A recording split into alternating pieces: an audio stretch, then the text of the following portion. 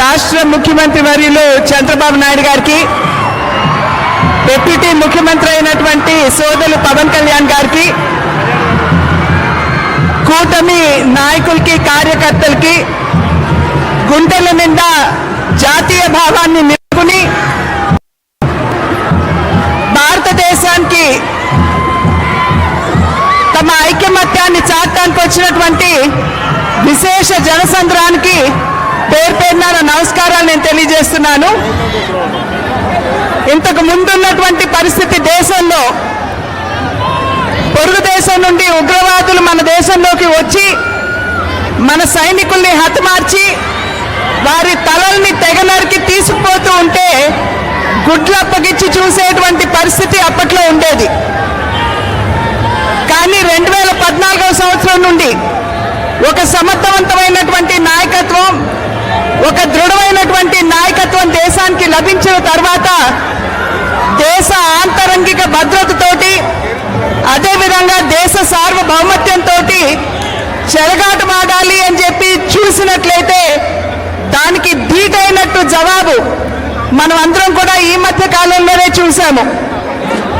April 22 26 అమాయకులైనటువంటి భారత పౌరుల్ని పొరుగు దేశం నుండి వచ్చినటువంటి ఉగ్రవాదులు పొట్టన పెట్టుకున్నప్పుడు మా ప్రజలతోటి వారి ప్రాణాలతోటి చెలగాట పాడినట్లయితే ఇదే మా జవాబు అంటూ పొరుగు దేశంలో ఉన్నటువంటి ఉగ్ర స్థావరాల్ని ధ్వంసం చేసి ఆ తర్వాత పాక్ మన పౌరుల మీద దాడి చేసినప్పుడు వారి డిఫెన్స్ స్థావరాలు ఏదైతే ఉన్నాయో వాటిని ధ్వంసం చేస్తూ సరిహద్దుల్లో వారి ప్రాణాల్ని సైతం లెక్క చేయకుండా భారత రక్షణకి, అదేవిధంగా భారతదేశ పౌరుల యొక్క ప్రాణాలకి రక్షణ వలయంగా నిలబడుతున్నటువంటి సైనికులకి, అదేవిధంగా ప్రధాని నరేంద్ర మోడీ గారికి ఈరోజు సంఘీభావం తెలుపుతూ దేశవ్యాప్తంగా కూడా తిరంగా యాత్రలు తీయడం జరుగుతున్నది. ఇవాళ ఇక్కడ జరిగేటువంటి ఈ తిరంగా యాత్రకి ఎవరూ కూడా ఎవరిని బొట్టు పెట్టి పిలవలేదు. కూటమి ఏదైతే ఉందో మేము సైనికులకి సంఘీభావం తెలపాలి. అందులోనూ మన రాష్ట్రానికి చెందినటువంటి ముద్దుబిడ్డ మురళీ నాయక్ తన ప్రాణం కోల్పోయినటువంటి సందర్భంలో ధీటైనటువంటి సమాధానం ఇచ్చేటువంటి వారికి అండగా నిలబడాలి అనేటువంటి ఆలోచనతో ప్రతి ఒక్కరూ కూడా పౌరులందరూ స్వచ్ఛందంగా ఇవాళ ఇంత పెద్ద సంఖ్యలో ఇక్కడికి వచ్చి సంఘీభావం తెలపడం అన్నది ఇది నిజంగా ఇక్కడికి వచ్చినటువంటి ప్రతి ఒక్కరికి నేను శిరస్సు వంచి నమస్కరిస్తున్నాను అని చెప్పి తెలియజేస్తూ, ఏదైతే నరేంద్ర మోడీ గారు ఒక దృఢమైనటువంటి సందేశాన్ని ఇచ్చారో, ఉగ్రవాదం చర్చలు సమాంతరంగా వెళ్ళలేవు, అదేవిధంగా ఉగ్రవాదం వాణిజ్యం సమాంతరంగా వెళ్ళకూడదు, అదేవిధంగా నీరు రక్తం సమాంతరంగా పారలేవు అనేటువంటి ఒక దృఢమైనటువంటి సందేశం ఏదైతే పొరుగు దేశానికి ఇచ్చారో మనం అందరం కూడా ఇక్కడ గమనించవలసినటువంటి అవసరం చాలా ఉంది. ఎప్పుడైతే మనం ఈ రకమైనటువంటి సందేశాన్ని ఇచ్చామో పాకిస్తాన్ ఇవాళ తోక ముడిచి మన ప్రభుత్వానికి లేఖ రాస్తూ సింధు జలాలు మాకు వదలండి అని చెప్పి చెప్పడం ఒక రకంగా వారి బేలతరానికి నిదర్శనం అని చెప్పి మనం అందరం కూడా ఇక్కడ గమనించాలి. కనుక ఇటువంటి సందర్భంలో మన దేశం గడ్డు కాలాన్ని ఎదుర్కొంటున్నటువంటి నేపథ్యంలో ఖచ్చితంగా సైనికులకి అండదండగా నిలబడుతూ వారికి సంఘీభావాన్ని ఏ విధంగా ఇక్కడ మీరందరూ తెలియజేశారో రాబోయే కాలంలో కూడా తెలియజేయాలి అని చెప్పి అభ్యర్థిస్తూ మరి ఒక్కసారి ఇక్కడికి వచ్చినటువంటి పుర పౌరులకి, అదేవిధంగా 3 పార్టీలకి చెందినటువంటి నాయకులకి, కార్యకర్తలకి పేరు పేరున నా ధన్యవాదాలు తెలియజేసుకుంటూ సెలవు తీసుకున్నాను. నమస్కారం. జై హింద్.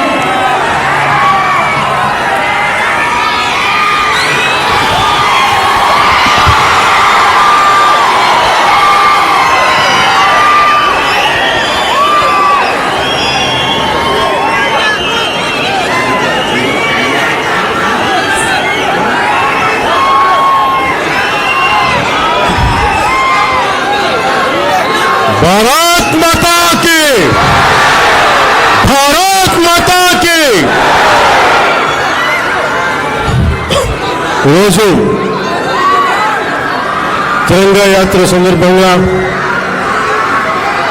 మన ఆంధ్రప్రదేశ్ విజయవాడలో ఇక్కడికి విచ్చేసిన తిరంగా యాత్రకి మద్దతు తెలుపుతున్న సమస్త ప్రజానికానికి, ఆడపడుచులకి, అక్కచెల్లెలకి, అన్నదమ్ములకి, ప్రతి ఒక్కరికి పేరు పేరున నా హృదయపూర్వక నమస్కారం. రాష్ట్ర దేశ విభజన జరిగినప్పటి నుంచి 1947 దేశ విభజన జరిగినప్పటి నుంచి ఎప్పుడు మనం ప్రశాంతత చూడాలి. అడ్డగోలుగా లక్షలాదిని నరికేశారు అప్పుడు పాకిస్తాన్ విభజనప్పుడు.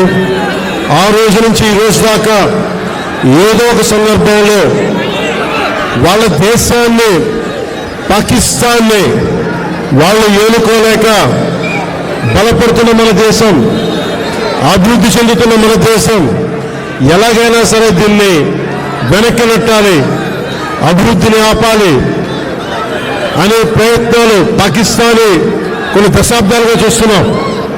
ముఖ్యంగా ముంబైలో 26/11 అప్పుడు తాజ్మహల్లో హోటల్ పైన కసబ్ లాంటి తీవ్రవాదులు 72 గంటల పాటు ఏ స్థాయి దాడులు చేశారో మీకు తెలుసు. అలాగే బాంబే పేలుళ్ళు కానీ, కోయంబత్తూరులో బాంబే పేలుళ్ళు కానీ, అలాగే గోకుల్ చాట్ కానీ, గోకుల్ చాట్ పేలుళ్ళు కావచ్చు, లుంబిని పార్క్ పేలుళ్ళు కావచ్చు, జామా మస్జిద్ పేలుళ్ళు కావచ్చు, వీటన్నిటికీ వెనక పాకిస్తాన్ హస్తం ఉంది. వారు ముఖ్యంగా ఒకవైపు సరిహద్దుల్లో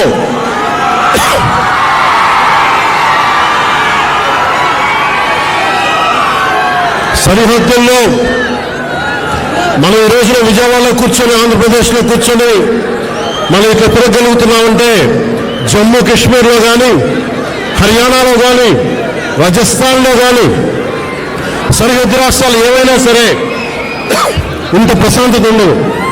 మనం చేయగలిగేది సైనికులకి మేము అండగా ఉన్నాం, మేము ధైర్యం చెప్పడం, అలాగే స్థానికంగా మనకి భారతదేశం లోపల ఎవరైనా సరే సూడో సెక్యులరిస్టులు ఎవరైనా సరే సెక్యులరిజం పేరు మీద సూడో సెక్యులరిస్ట్ వాదులు ఇది భారతదేశ ఆర్మీని కానీ, డిఫెన్స్ ఫోర్సెస్ని కానీ బలహీనపరిచే విధంగా, కించపరిచే విధంగా అలాంటి వ్యాఖ్యలు చేస్తే మటుకు మనందరి కర్తవ్యం వాళ్ళకి బలమైన జవాబు చెప్పడం. వాళ్ళు ఏ స్థాయి వ్యక్తులైనా కావచ్చు. ఇది మనందరం చాలా బలంగా నిర్ణయం తీసుకోవాలి, నిలబడాలి మన వాళ్ళ కోసం. అలాగే మురళీ నాయక్ 23 ఏళ్ళ కుర్రవాడు. ఈ మురళీ నాయక్ దేశం కోసం సినిమాలు చూడలా, సినిమాలు చండింగ్ చెప్పలా, భారత్ మాతాకి జై చెప్పాడు. ఎప్పుడైతే భారత్ మాతను ప్రేమిస్తారో వాళ్ళు నిజమైన దేశ పౌరులు.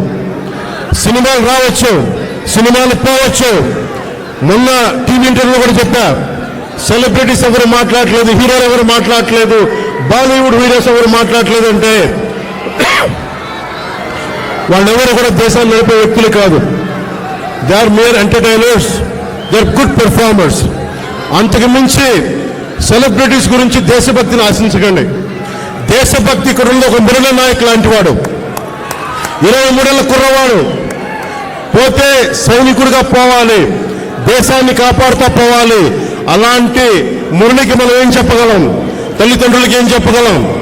ఒకటి దేశం కోసం ప్రాణాలు ఒడ్డేసి వెళ్ళిపోయిన మురళీ నాయక్ ఆత్మకి శాంతి కలగాలని కోరుకుంటూ, నిరంతరం మన గౌరవ ప్రధాని శ్రీ నరేంద్ర మోదీ గారికి ఎల్లప్పుడూ వెన్నంటే ఉంటాం, అండగా ఉంటాం అని తెలియజేసుకుంటూ,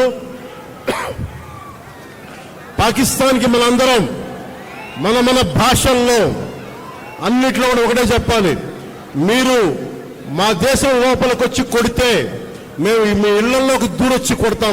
అదే సమాధానం వీళ్ళకి.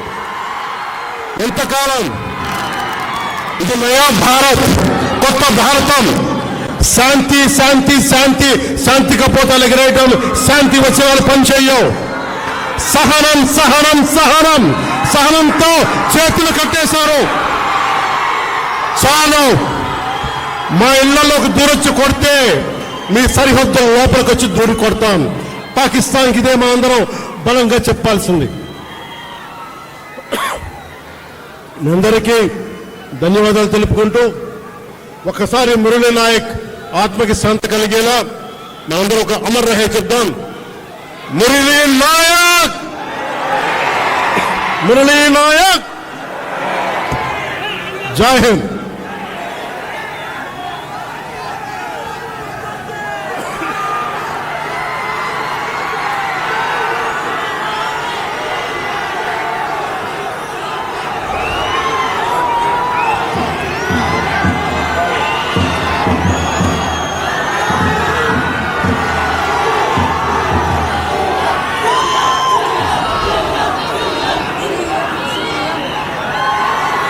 గౌరవనీయులు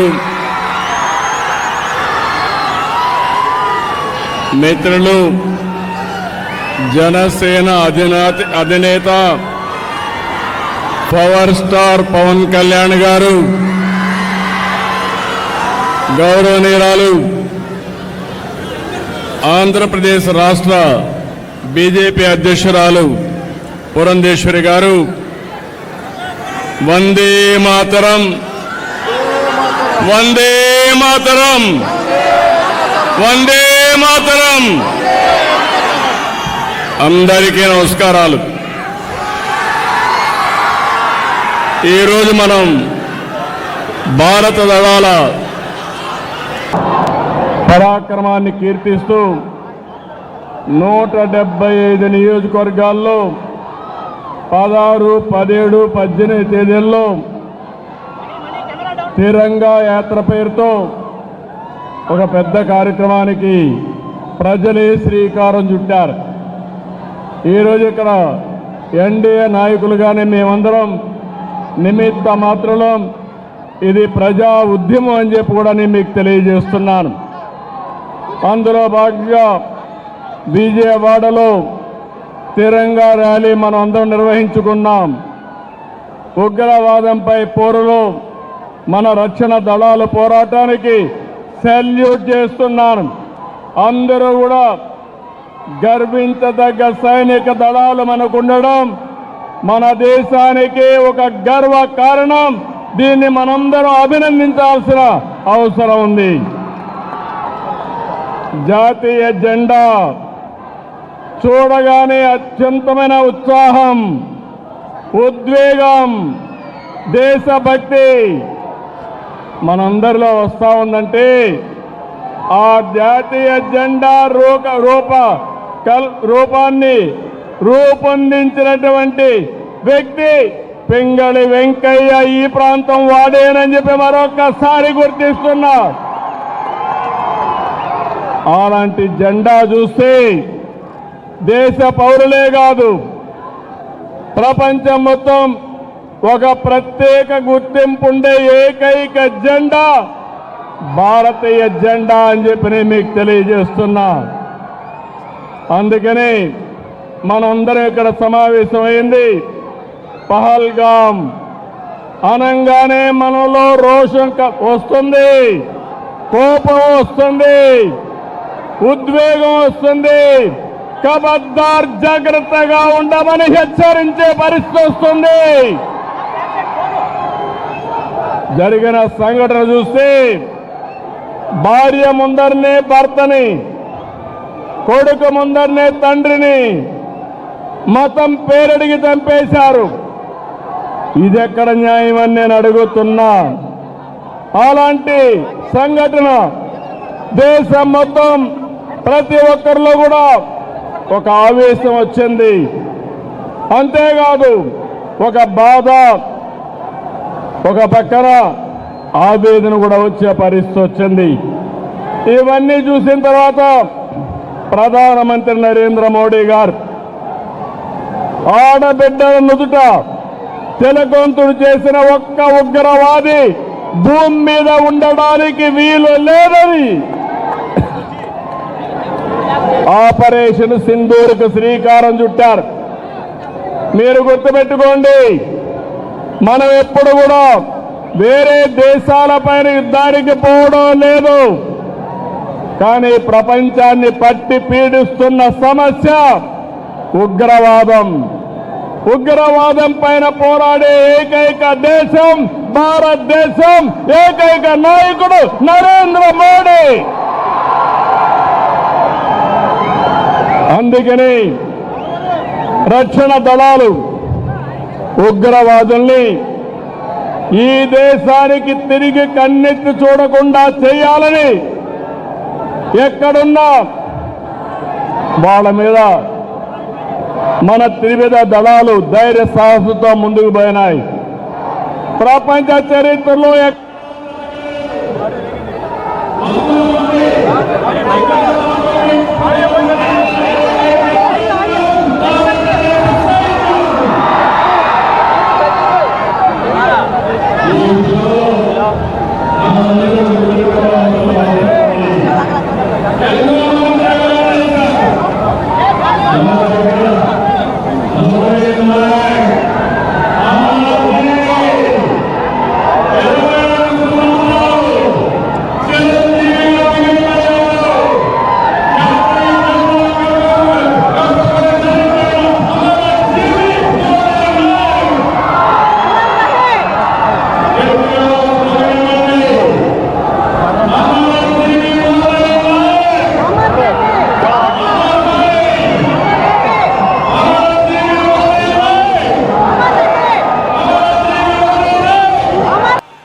పాతికేళ్ల యువసుండే కుర్ర వ్యక్తిని మనం గుర్తుపెట్టుకుందాం, స్ఫూర్తిని తెచ్చుకుందాం. అలాంటి త్యాగదనిని ఆంధ్రప్రదేశ్ రాష్ట్రమే కాకుండా దేశం మొత్తం గర్విస్తుందని చెప్పి కూడా నేను మీకు తెలియజేస్తున్నా. అత్యంత కఠినమైన పరిస్థితులు, సరిహద్దుల్లో రాత్రి పగలు లెక్క చేయకుండా మన దేశాన్ని కాపాడి మనల్ని కాపాడుతున్నటువంటి జవాన్లకి చేతులెత్తి నమస్కరిస్తున్నా. వాళ్ళందరికీ కూడా సెల్యూట్ చేస్తున్నానని చెప్పి కూడా నేను మీకు తెలియజేస్తున్నాను. వాళ్ళు పోరాడుతున్నారు, మనం క్షేమంగా ఉన్నాం. ఈ విషయం మనం గుర్తుపెట్టుకోవాల్సిన అవసరం ఉంది. ఈరోజు మన దేశ గౌరవం, మన బలం, బలగం మన సాయుధ బలగాలే. మనం ఏమాత్రం అధైర్యపడవలసిన అవసరం లేదు. ప్రధాని మోడీ గారి సంకల్పం ఉగ్రవాదులు ఎక్కడున్నా, ప్రపంచంలో ఎక్కడ దంకున్నా వాళ్ళని తుదమెట్టిచ్చే విధంగా ముందుకు పోయేదానికి చాలా దృఢ సంకల్పంతో ముందుకు పోతున్నారు. ఈ ఆపరేషన్లో మన సైనికుల ధైర్యం చూశాం, సామర్థ్యం చూశాం, మనం తయారు చేసుకున్న ఆయుధాలని మనం చూశాం. ఈరోజు ప్రపంచ దేశాల్లో భారతదేశం యొక్క ప్రతిష్ట పెరిగే పరిస్థితి వచ్చింది. పొరుగు దేశాల్లో ఉండే శత్రువుల గుండెల్లో రైళ్లు పరిగెత్తించే పరిస్థితి వచ్చింది. మేము ఎవరి జోలికి రాము, ఎవరిపైన యుద్ధం చేయం. తీవ్రవాదుల రూపంలో మా దేశానికి వస్తే మాత్రం అదే చివరి రోజు మీకని మరొకసారి హెచ్చరిస్తున్నాను. ఇది ప్రతి ఒక్కరి నినాదం కావాలి. ప్రతి ఒక్కరు కూడా అవసరమైతే ఎలాంటి త్యాగానికైనా సిద్ధమవుతామని చెప్పాల్సిన తరుణం ఇది. అందుకే ఈ రోజు మనందరం కూడా చూస్తే దేశానికి సరైన సమయంలో సరైన నాయకుడు, బలమైన నాయకుడు నరేంద్ర మోడీ గారు అని చెప్పి మీ అందరికీ విజ్ఞప్తి చేస్తున్నా. ఇంకొక పక్కన సరైన నిర్ణయం సరైన సమయంలో తీసుకునే సమర్థవంతమైన నాయకుడు కూడా నరేంద్ర మోడీ గారు. అదే మనం నిరూపించాడు. ఆపరేషన్ సింధూర్ అని చెప్పి కూడా నేను మీకు తెలియజేస్తున్నాను.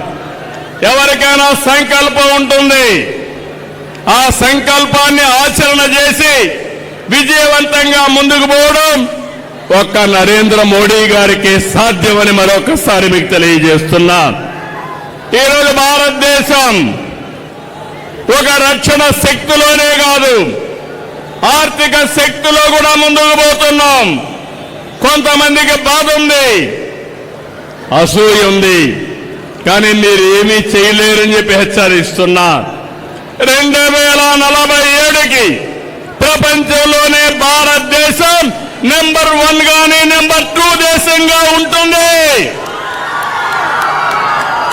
ఇలాంటి కుట్రలు కుతంత్రాలు మమ్మల్ని ఏమీ చెయ్యలేవని చెప్పి హెచ్చరిస్తున్నా.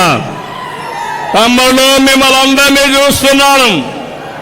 మేము ప్రారంభమైనప్పటి నుంచి చూస్తున్న ఉత్సాహం, ఇదే ఉత్సాహంతో దూసుకెళ్ళండి. భారతదేశం నెంబర్ 1 దేశంగా ఉందంటే ఆ రోజు ఎంతో మంది త్యాగాలు చేశారు. మన రాష్ట్ర వాసు రూపకల్పన చేసినటువంటి జాతీయ జెండా ఆ వ్యక్తి పింగళి వెంకయ్యని మరొక్కసారి గుర్తు చేస్తున్నా. అలాంటి జాతి మనది. జాతి నిర్మాణం కోసం పోరాడిన జాతి.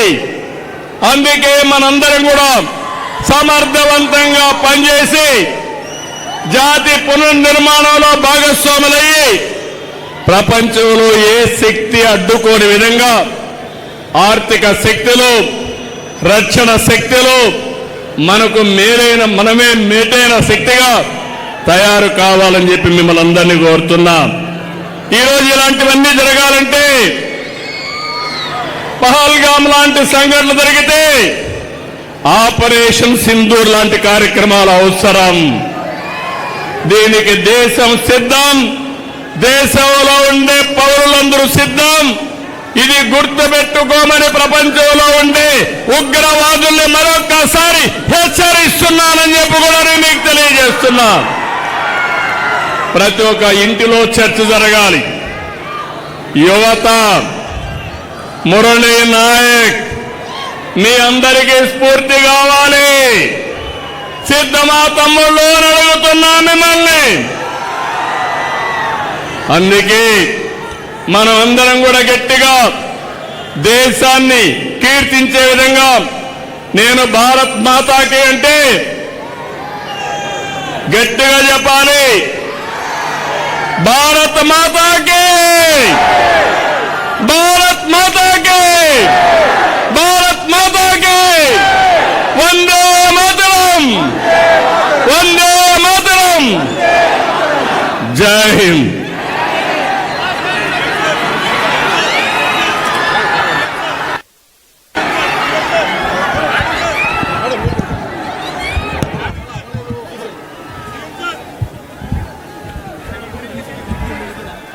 आगे चलो भैया।